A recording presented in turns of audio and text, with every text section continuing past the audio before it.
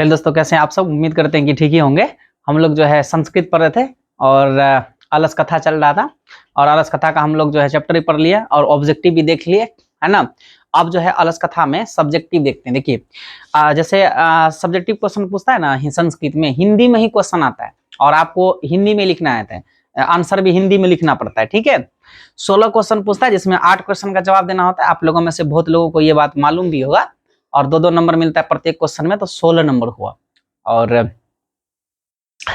तो अलस कथा से कौन कौन से जो है 2 नंबर वाले क्वेश्चन बन सकते हैं, तो मैंने टोटल 16 क्वेश्चन सिलेक्ट किया हूं।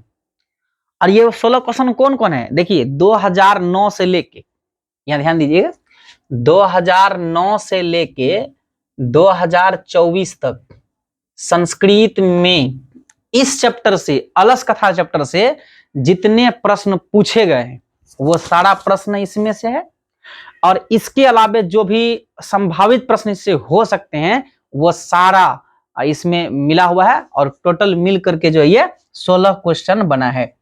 अगर इतने क्वेश्चन का आप प्रैक्टिस कर लीजिएगा तो आपका क्वेश्चन अलस कथा से नहीं छूटेगा, ठीक है। अब स्टार्ट करते हैं और उम्मीद करते हैं कि आप लोग पिछला 5 क्लास को देखे होंगे। ये क्लास नंबर 6 है ना। एकदम क्लास सीरीज में चल रहा है ना। और हम आप लोगों से वादा किए हैं कि क्लास 1 से लेकर के तकरीबन 50-60 क्लास लेंगे संस्कृत में, जिसमें संस्कृत को पूरा 100 नंबर का तैयारी आपका जो है पूर्ण करा देंगे। क्या पूछता है एग्जाम में, नहीं पूछता है, एनालिसिस करना, अच्छे क्वेश्चन को लाना, एक अच्छा स्टैंडर्ड आंसर लाना, वो हमारी जिम्मेदारी है। आपका जिम्मेदारी है केवल आप क्लास को ध्यान से जो है सीरीज वाइज देख लीजिए। जैसे 1 देखे, फिर दूसरा, फिर तीसरा, और जैसे क्वेश्चन का आंसर बतलाते हैं तो उनको भी लिखा भी करिए, ठीक है। ये काम आपका है। फिर उसको रिवीजन करिए, लास्ट टाइम में अगर लिख के रखिएगा तो लास्ट टाइम में आपको काम आएगा। अच्छा, ये जो मैंने अभी 16 क्वेश्चन पढ़ाने वाला हूं, ये 16 क्वेश्चन आपके बोर्ड पर नजर आ रहा होगा यहाँ पर। तो ये 16 क्वेश्चन में पहले हम क्वेश्चन का आंसर आपको समझाएंगे। और अगर मेरा आप क्लास 4 और क्लास 4 देखे होंगे जिसमें हम अलस कथा पढ़ाए हैं, तो वो देखने के बाद तो भाई इसका उत्तर आप अपने से भी लिख सकते हैं, है ना। इसमें कोई दिक्कतें नहीं आपको आएगा। तो पहले हम बारी बारी से सब प्रश्न को समझावेंगे और उसके बाद जो है आपको हम लिखा भी देंगे आंसर, आप चिंता नहीं करिए। जैसे पहला प्रश्न देखिए, अलस कथा पाठ से क्या शिक्षा मिलती है। एकदम सिंपल बात, अलस कथा पाठ से हमें क्या शिक्षा मिलती है।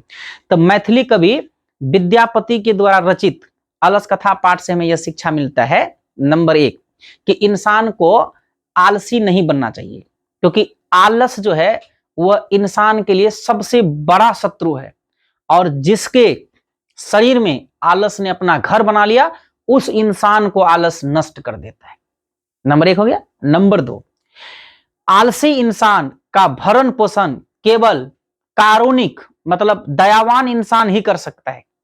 और दयावान इंसान अगर इस दुनिया में ना हो तो आलसियों की सबसे ज्यादा दुर्गति है। और आलसी आत्मनिर्भर नहीं होता है, अपने पर निर्भर नहीं रहता है, वो दूसरों पर निर्भर रहता है, निर्भर हो जाता है।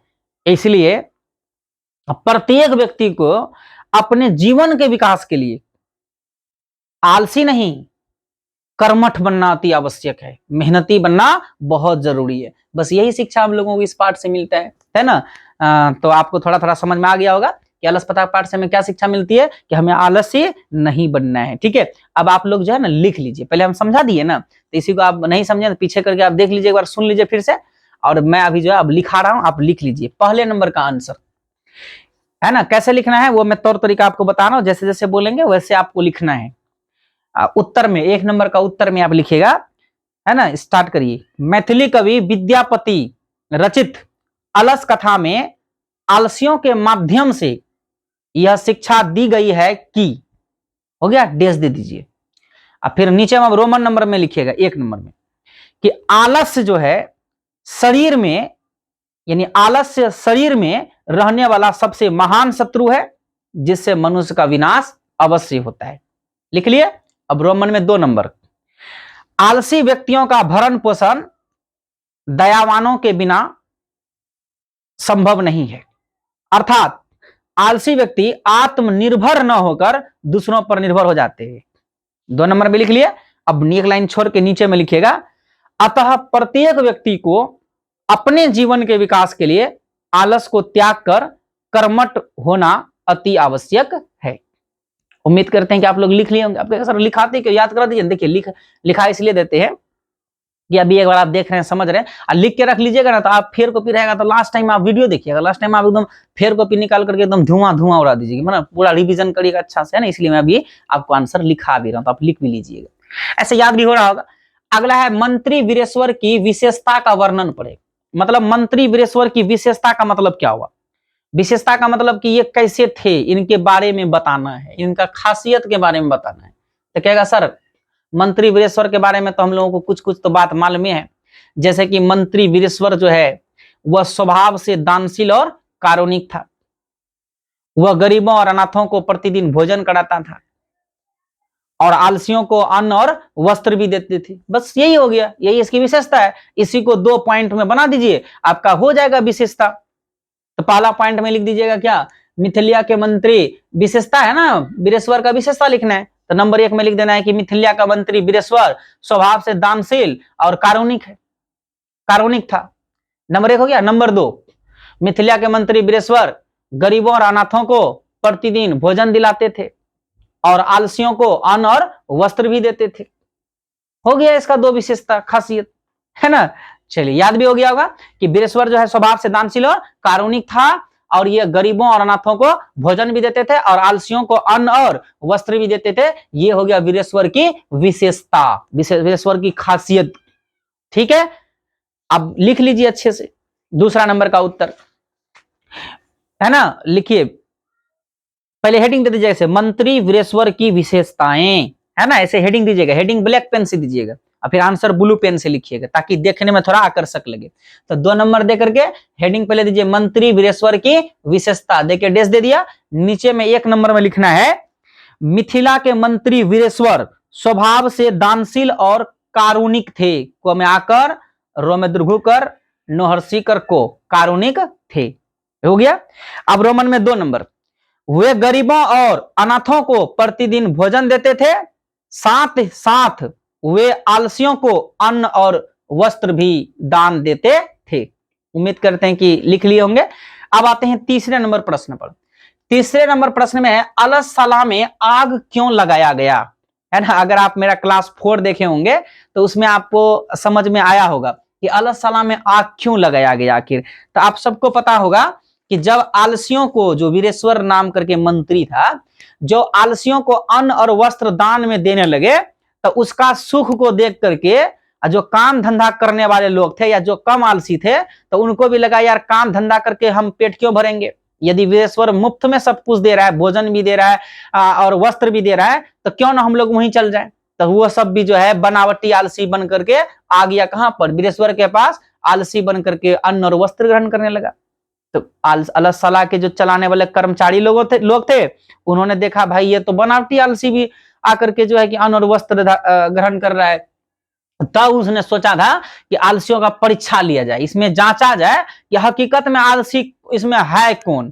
तो इसीलिए आलसियों का, यानी वास्तविक आलसियों का पहचान और अलसला के व्यर्थ खर्च को रोकने के लिए ही आग लगाया गया था। मतलब क्या समझे, वो जो कपटी आलसी अलसला में भीड़ लग रहा था बनावटी आलसियों का, तो उसमें वास्तविक आलसी कौन है उसी का पहचान करने के लिए अलसला में आग लगाया गया था। कि आग लगाएंगे ना तो जो भाग जाएगा आग को देख करके, इसका मतलब वो आलसी बिल्कुल नहीं है, जो नहीं है भागेगा वही बड़का आलसी होगा, उसी को जो अन्न और वस्त्र देंगे। तो ये परीक्षा लेने के लिए जो है ना 2 कारणों से, पहला अलसला के व्यर्थ खर्च को रोकने और वास्तविक आलसियों की पहचान करने के लिए अलसला में आग लगाई गई थी। अब इसका एग्जैक्ट आंसर क्या होगा, आप लोग कॉपी कलम लीजिए और लिख लीजिए, है ना। ये तीसरा नंबर का उत्तर। अलसला में आलसियों की सुख सुविधा को देखकर कम आलसी और बनावटी आलसी की भीड़ जुटने लगा था। इतना लिख लिए, पैराग्राफ चेंज करके लिखिए। इसलिए अलसला के कर्मचारियों ने व्यर्थ खर्च, व्यर्थ मतलब बेकार होता है, व्यर्थ खर्च को रोकने तथा सही आलसियों की पहचान करने के लिए अलसला में आग लगाया। ठीक है, हो गया होगा। अब आगे आते हैं, अगला प्रश्न है चारों आलसियों के वार्तालाप को, चारों आलसी, जो वास्तविक 4 आलसी बचा था, उसके वार्तालाप का मतलब बातचीत को अपने शब्दों में लिखें। देखिए अपने शब्दों में लिखने बोला है तो आपको एकदम याद होगा, है ना। तो पहले हेडिंग दे दीजिएगा कि चारों आलसियों के वार्तालाप, पहले समझ लीजिए, उसके बाद हम आपको लिखा भी देंगे। चारों आलसियों के वार्तालाप, है ना। और हेडिंग दे दिए, नीचे में लिखा गया पहला आलसी ने, है ना, कहा, क्या कहा, पहला आलसी ने कहा, डेस दे के लिखेगा यह हल्ला कैसा, ठीक है। दूसरे आलसी ने क्या कहा, दूसरे आलसी ने कहा, देखे डेस देगा, लिखेगा कि लगता है कि इस घर में आग लगा है। और तीसरे आलसी ने कहा कि कोई ऐसा धार्मिक व्यक्ति नहीं है, दयावान व्यक्ति नहीं है कि जो पानी से भींगा हुआ वस्त्र या चटाई ला करके हम लोगों को ढक दे, है ना। और चौथे आलसी ने कहा अरे वचालो, वचालो मतलब अरे बहुत ज्यादा बोलने वालों, चुपचाप नहीं रहा जाता। तो ये हो गया आंसर। तो पहला आलसी ने कहा कि यह हल्ला कैसा, दूसरे ने कहा लगता है घर में आग लगा है, तीसरे ने कहा कोई ऐसा धार्मिक व्यक्ति नहीं है जो पानी से भीगे हुए चटाई और वस्त्र या वस्त्र वगैरह ला करके हम लोगों को ढक दे। और चौथा ने कहा कि अरे बचालो, चुपचाप रहा नहीं जाता है। हो गया, ये आंसर में होगा। तो याद भी हो गया होगा, नहीं हुआ तो है ना, थोड़ा पीछे करके आप एक बार सुन लीजिए। 4 नंबर का आप उत्तर आप लोग लिखिए, पहले हेडिंग दीजिए चारों आलसियों का वार्तालाप, दे दी हेडिंग, चलिए ठीक। अब लिखिए, है ना, पहला नंबर में लिखिए, रोमन में लिखते जाइएगा 1 to 1 में, पहले ने कपड़े से मुंह ढके ही बोला, देखे डेस देना, यह हल्ला कैसा, कैसा के बाद क्वेश्चन मार्क लगा दीजिएगा, यह हल्ला कैसा के बाद क्वेश्चन मार्क। दूसरे ने कहा, दूसरे आलसी ने कहा, अब दूसरा नंबर नीचे, उसके नीचे दूसरे आलसी ने कहा, देखे डेस दो, लिखो लगता है इस घर में आग लग गई है, ठीक।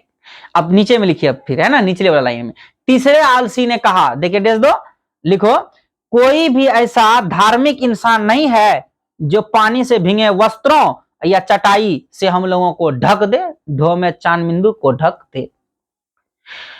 न्यूज के नीचे लिखिए, अब चौथे ने कहा, ठीक है, डेस दे करके लिख रही है, अरे गपक्कड़ों कितनी बात करोगे, करोगे बात क्वेश्चन मार्क, चुपचाप क्यों नहीं रहते हो गया, बस हो गया आंसर इसका। अब आइए 5 नंबर में, अलस कथा पाठ के लेखक कौन है। तो अलस कथा पाठ के लेखक कौन है और इस कथा से हमें क्या शिक्षा मिलती है, इस प्रश्न पर थोड़ा गौर करिएगा। यह प्रश्न 2 हिस्से में है, क्वेश्चन को समझना है। देखिए यहां पर से एक हिस्सा इधर अलग हो गया और इस कथा से हमें क्या शिक्षा मिलती है, एक हिस्सा ये अलग हो गया। तो अलस कथा पाठ के लेखक कौन है, तो आंसर होगा अलस कथा पाठ के लेखक विद्यापति है, ये तो आपको मालूम है। अब अगला प्रश्न है कि इस कथा से हमें क्या शिक्षा मिलती है, इस कथा मतलब अलस कथा से हमें क्या शिक्षा मिलती है। जो बात आप पहले नंबर का आंसर में लिखे ना अभी कि अलस कथा से हमें क्या शिक्षा मिलती है, वही बात आप जो है यहां पर लिख दीजिएगा, हो गया, है ना। तो इसका आंसर अपने से लिख लोगे जी। अलस कथा पाठ के लेखक कौन है, तो लिखिएगा अलस कथा पाठ के लेखक विद्यापति हैं। इस कथा से हमें क्या शिक्षा मिलती है, लिखिएगा अलस कथा से, है ना, उसके बाद लिखिएगा अलस कथा से शिक्षा, हेडिंग दे दीजिएगा, नीचे में लिख लीजिएगा वही जो पहले नंबर का आंसर में लिखे, इसमें था ना कि क्या शिक्षा मिलती, क्या संदेश मिलती, ठीक है, हो जाएगा ये अपने से। चलो लिख लोगा ना, ठीक है। अब आ जाए 6 नंबर में, अलस कथा पाठ के आधार पर बताइए कि आलसी पुरुषों को आग से किसने और क्यों निकाला। यहां देखिए क्या बोलता है, अलस कथा पाठ के आधार पर बताना है, मतलब जो आप दूसरा कोई कहानी वानी सुने हैं तो वो वाला तौर तरीका से आंसर नहीं बताना है। अलस कथा पाठ जो आप चैप्टर में पढ़े हैं ना, तो उसके आधार पर आपको बताना है कि आलसी पुरुषों को, कै गो आलसी पुरुष था, 4 गो, तो आग से किसने, देखिए यहां पर ध्यान दीजिएगा, किसने और क्यों निकाला। तो पहले किसने, तो लिख दीजिएगा कि आलसी पुरुषों को आग से कर्मचारियों ने निकाला। किसने निकाला, तो अलसशाला के कर्मचारियों ने निकाला। क्यों निकाला, तो चारों आलसी अलसशाला में बैठ करके गप कर रहे थे आग लगने पर भी, बढ़ती हुई आग को देखकर अलसशाला के कर्मचारियों ने सोचा कहीं आग जो है ना उसके ऊपर गिर न जाए और ये कहीं मर न जाए, तो इसका प्राण की रक्षा के लिए, ये चारों आलसियों के प्राण की रक्षा करने के लिए इसको जो है आग से निकाला। क्यों में यही आंसर होगा। ठीक है, तो समझ में आ गया होगा प्रश्न कि अलस कथा पाठ के आधार पर बताइए कि आलसी पुरुषों को आग से किसने निकाला। तो आग से किसने निकाला? अलसशाला के कर्मचारियों ने निकाला। क्यों निकाला? क्योंकि अलसशाला के कर्मचारियों ने सोचा कि ये चारों तो निकलने वाला नहीं है, है ना, आग भी बढ़ रहा है, कहीं आग इसके ऊपर गिर ना जाए, ये मर ना जाए, तो उस चारों आलसियों के प्राण की रक्षा के लिए, है ना, अलसशाला के कर्मचारियों ने इसको जो है बाहर निकाला। समझ में आ गया होगा। अब इसका आंसर भी लिख लीजिए, ये 6 नंबर का आंसर। ठीक है, 6 नंबर का जो है उत्तर आप लोग लिख लीजिए। ठीक है, उत्तर में लिखिएगा 6 नंबर का, है ना, आलसी पुरुषों को आग से अलसशाला के कर्मचारियों ने निकाला। यहां तक लिख लिए, पैराग्राफ चेंज करके लिखिए। क्योंकि बढ़ती हुई आग की ज्वाला उनके ऊपर गिर न जाए, कहीं वो मर न जाए, इसलिए कर्मचारियों ने उन्हें उनकी प्राण रक्षा के लिए आग से बाहर निकाला। हो गया। चलो अब आगे बढ़ते। अगला प्रश्न है, अलस कथा पाठ में वास्तविक आलसियों की पहचान कैसे हुई? कैसे वास्तविक आलसी की पहचान किया गया बताइए? तो कहेगा सर इसका आंसर तो सिंपल है, अलस कथा पाठ में वास्तविक आलसी की पहचान के लिए अलसशाला में आग लगाई गई। ये तो आंसर भी होगा, ये तो आप लोगों को याद है। तो अलस कथा पाठ में वास्तविक आलसी की पहचान कैसे हुई? तो आग लगाकर, है ना, आग लगाकर हुआ। तो लेकिन उत्तर कैसे लिखना है तो मैं आपको लिखा देता हूं, है ना। 7 नंबर का उत्तर लिख लीजिए। उत्तर में लिखिए कि अलस कथा पाठ के अनुसार वास्तविक आलसियों की पहचान के लिए अलसशाला में आग लगाया गया। इतना लिख लिया, उसी में और लिखे आगे, आग लगने पर चारों आलसियों को छोड़कर जो धूर्त थे वो भाग गए, और जो कम आलसी थे बाद में वे भी भाग गए। इतना बात इसमें लिख दीजिएगा ना, इसका आंसर हो जाएगा। ठीक है, अब अगला प्रश्न है कि अलसशाला में आग लगने पर क्या हुआ? बताइए, आग लगने पर क्या हुआ? जब अलसशाला में आग लगा था तो क्या हुआ? आग लगने पर जो धूर्त लोग थे वह तो पहले भाग गया, और जो कम आलसी थे वो भी भाग गया, लेकिन जो 4 गो वास्तविक आलसी था वो अलसशाला में, है ना, सो करके जो है कि आपस में वार्तालाप कर रहे थे। यही सब ना घटना हुआ था आग लगने पर। तो इसका आंसर में क्या लिखोगे? अलसशाला में आग लगने पर क्या हुआ? तो अलसशाला में आग लगने पर जो धूर्त लोग थे वो भाग गए, जो कम आलसी थे वो भी भाग गए, लेकिन जो 4 गो वास्तविक आलसी था वह जो है कि बढ़ती हुई आग के बीच भी अलसशाला से बाहर नहीं निकला, और वहीं पर सो करके जो है बातचीत कर रहे थे। ये आपका 8 नंबर का आंसर हुआ। लेकिन आप अगर उत्तर इसका लिखना चाहते हैं तो आप उत्तर लिख लीजिए, है ना।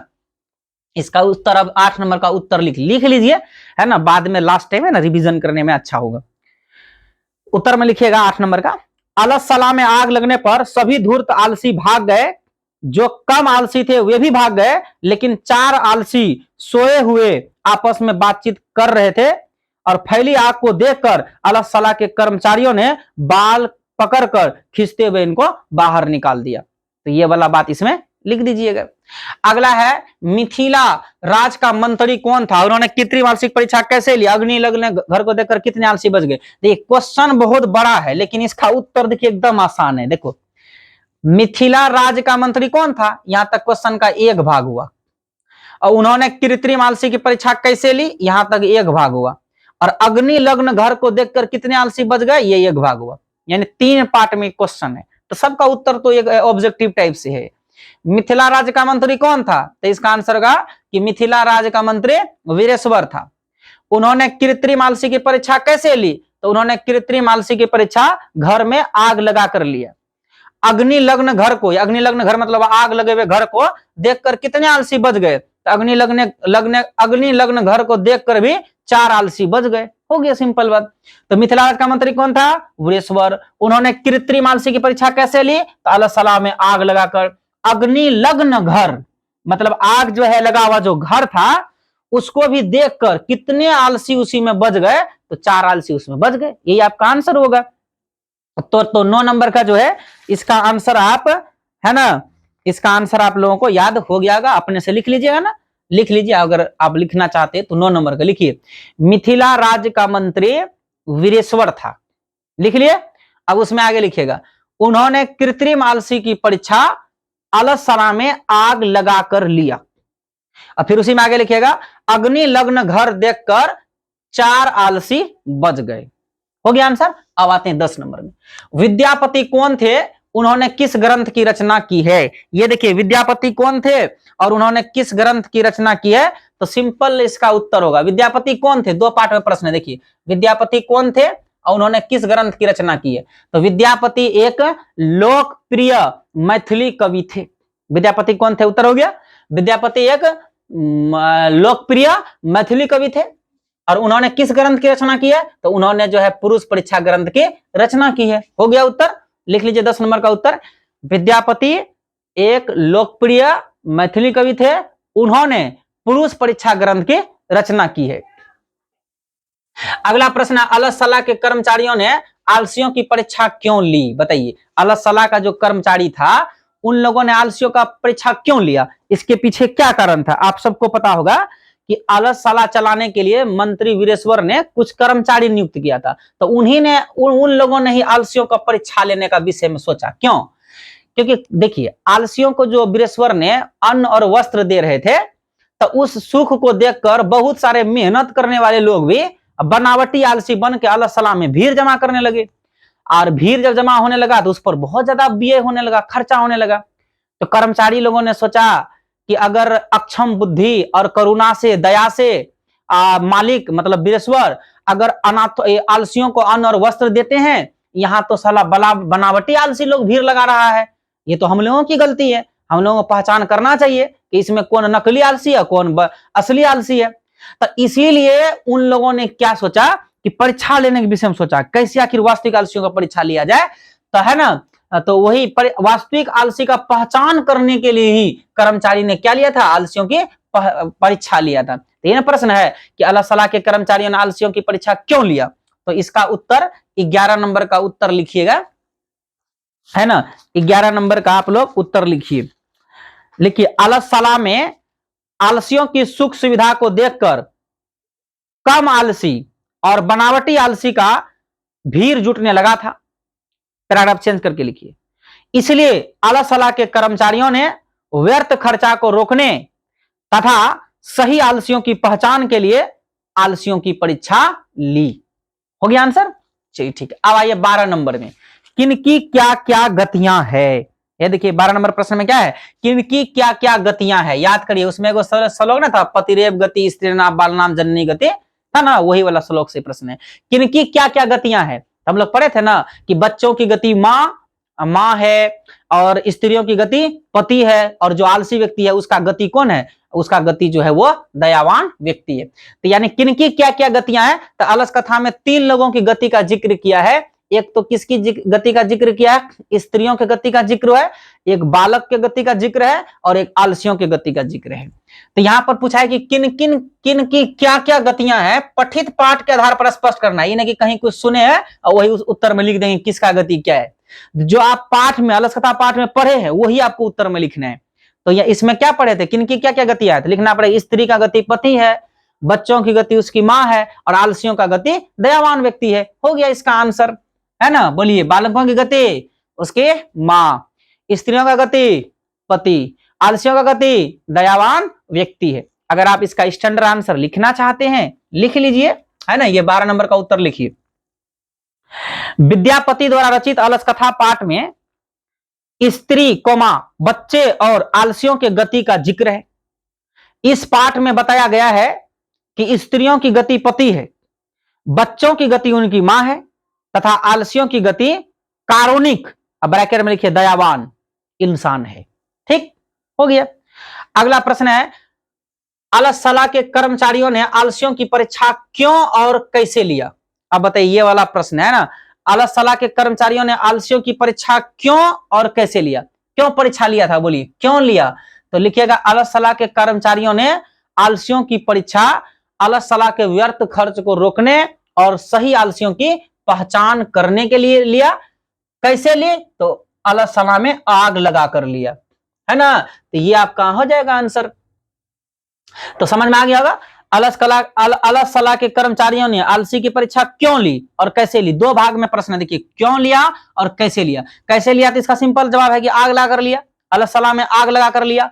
क्यों लिया, तो अलस सलाह के बढ़ते हुए खर्चा को रोकने और सही आलसियों की पहचान करने के लिए लिया। हो गया। तो इसका अगर उत्तर आपको लिखना है तो लिख लीजिए 13 नंबर का कि अलस सलाह के कर्मचारियों ने आलसियों की परीक्षा अलस सलाह के व्यर्थ खर्च को रोकने और वास्तविक आलसियों की पहचान करने के लिए लिया।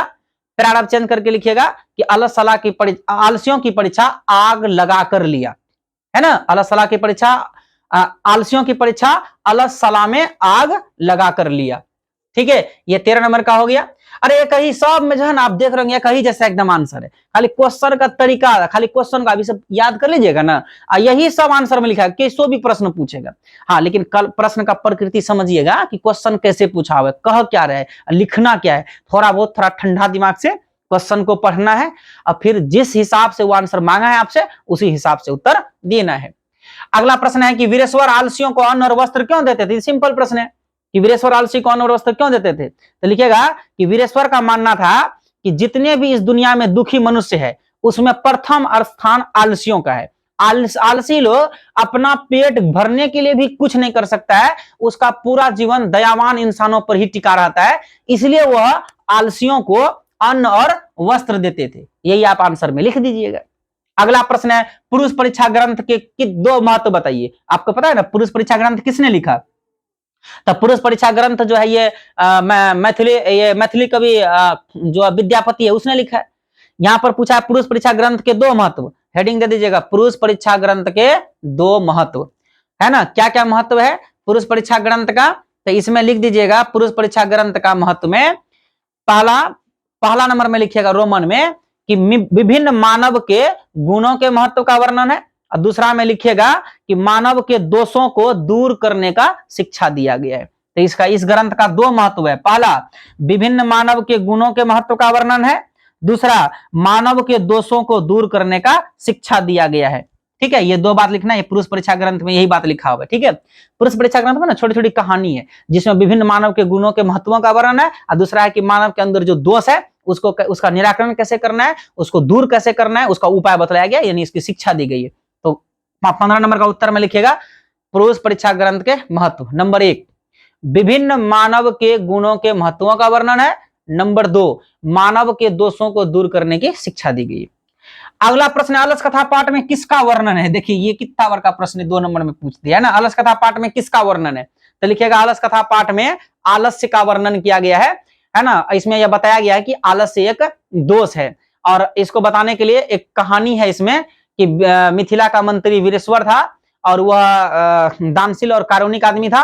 वे गरीबों और अनाथों को प्रतिदिन भोजन देते थे, आलसियों को अन्न और वस्त्र भी देते थे। लेकिन आलसियों का यह सुख देख करके बहुत सारे बनावटी आलसी वहां पहुंचने लगे। तो अलस सलाह के कर्मचारियों ने अलस सलाह के व्यर्थ खर्च को रोकने और सही आलसियों का पहचान करने के लिए अलस सलाह में आग लगा दिया। जो बनावटी आलसी थे वो भाग गए, जो कम आलसी थे वे भी भाग गए, और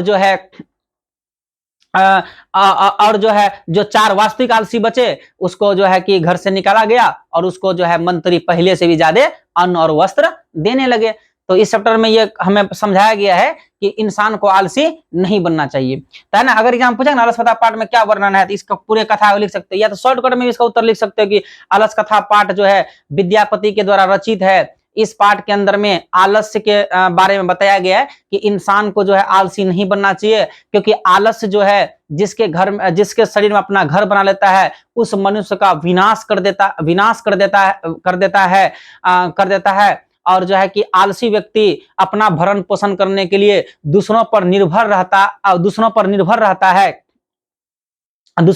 रहता है, और आलसी व्यक्ति आत्मनिर्भर नहीं होकर के दूसरों पर निर्भर होता है।